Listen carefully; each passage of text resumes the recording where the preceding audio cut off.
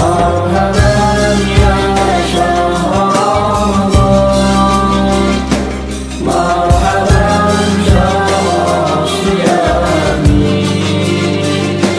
مرحبا Assalamualaikum warahmatullahi wabarakatuh. Alhamdulillahilladzi arsala rasulahu bil huda wa dinil haq liyadhhuru ala dini kulli wa kafa billahi syahida. Asyhadu an la ilaha illallah wa asyhadu anna Muhammadar Rasulullah. Allahumma salli ala Muhammad wa ala ali Muhammad. Alhamdulillahi rabbil alamin, senantiasa kita panjatkan kehadirat Allah Subhanahu wa taala.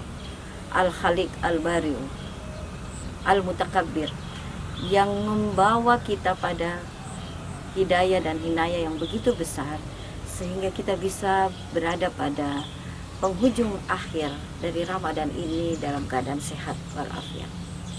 Mari tak putus-putusnya sholawat dan salam kita kirimkan ke haribaan kita, junjungan kita Rasulullah Sallallahu Alaihi Wasallam.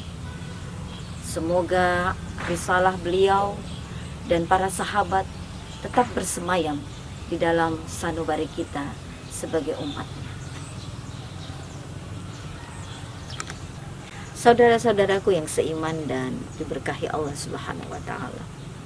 Data dunia menunjukkan bahwa keberhasilan sebuah negara ternyata ditentukan hanya oleh 20% kesiapan sumber daya alam, 80% kesiapan dan ketahanan terhadap sumber daya manusianya.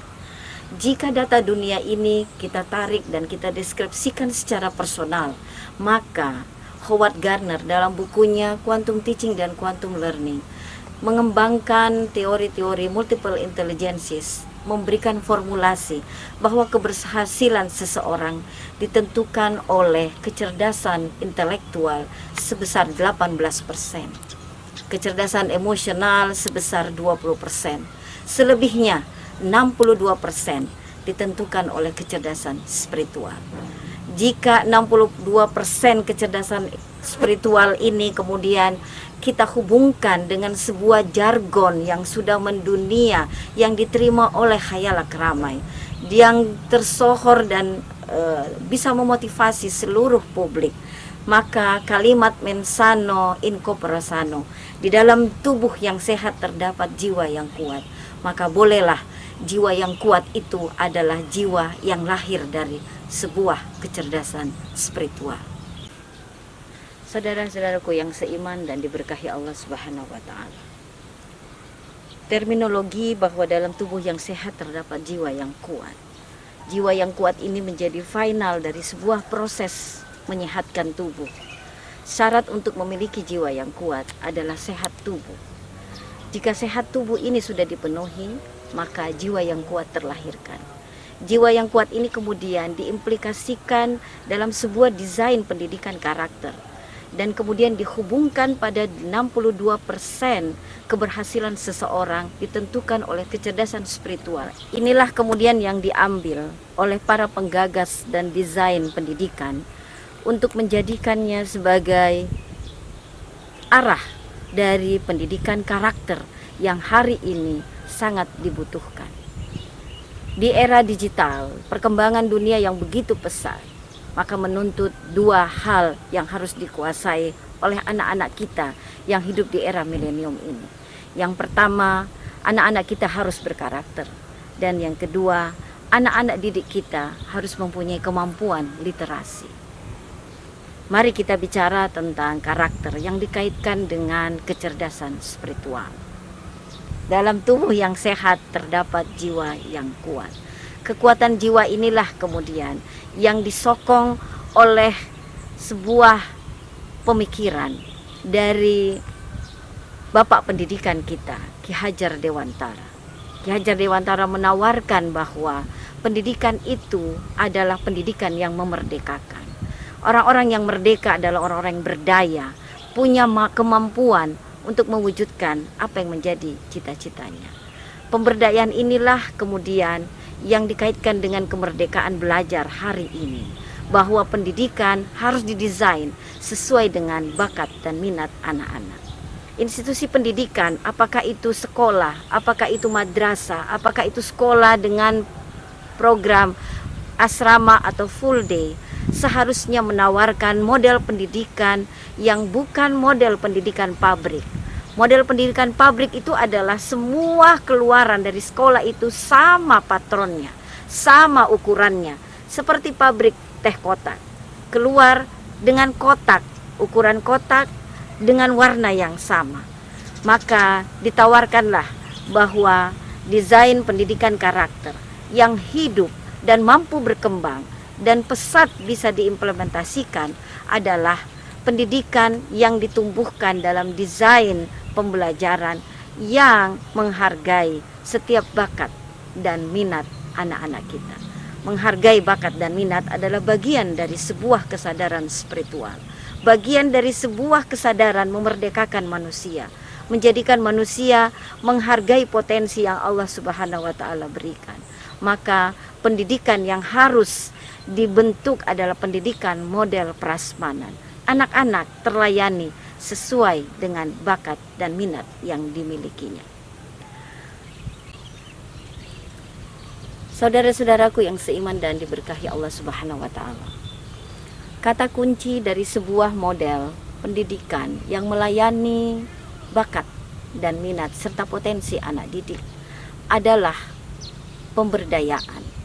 Bagaimana mendidik individu menjadi berdaya. Bagaimana caranya? Desain pendidikan karakter yang mengarah pada peningkatan kecerdasan spiritual memberikan panduan bagi para guru untuk memberi ruang pengalaman bagi siswa untuk berlatih, yaitu melalui praksis harian sesuai dengan pertumbuhan fisik dan kodrat yang dimilikinya. Olahraga adalah praksis harian yang berkaitan dengan fisik. Tetapi kita perlu memahami bahwa Ki Hajar Dewantara memberikan sebuah arah bahwa mengajarkan sport bukan pada jenis olahraganya, tetapi harus juga bertumpu pada pertumbuhan fisik anak-anak dalam dimensi yang lebih luas. Melalui tumbuh fisiknya anak-anak, melalui kodrat fisiknya, maka individu itu belajar untuk mempraktekkan nilai-nilai agar dirinya bertumbuh menjadi sempurna dan berdaya. PPMI Sahawatul Is'ad sebagai sebuah pondok pesantren modern tentu sudah mengarah pada model pendidikan yang melayani potensi dan minat anak-anak, melayani anak-anak sesuai dengan bakatnya. Fasilitas yang dibuat atau yang kemudian dipenuhi oleh yayasan adalah bukan tanpa alasan. Fasilitas yang ada seperti alat-alat gym yang terlihat ini, kemudian ada kolam renang, ada lapangan panahan, semua adalah fasilitas-fasilitas yang memberikan kenyamanan, ruang memilih bagi anak-anak didik kita untuk bertumbuh sesuai dengan bakat dan potensi serta minat yang dimilikinya.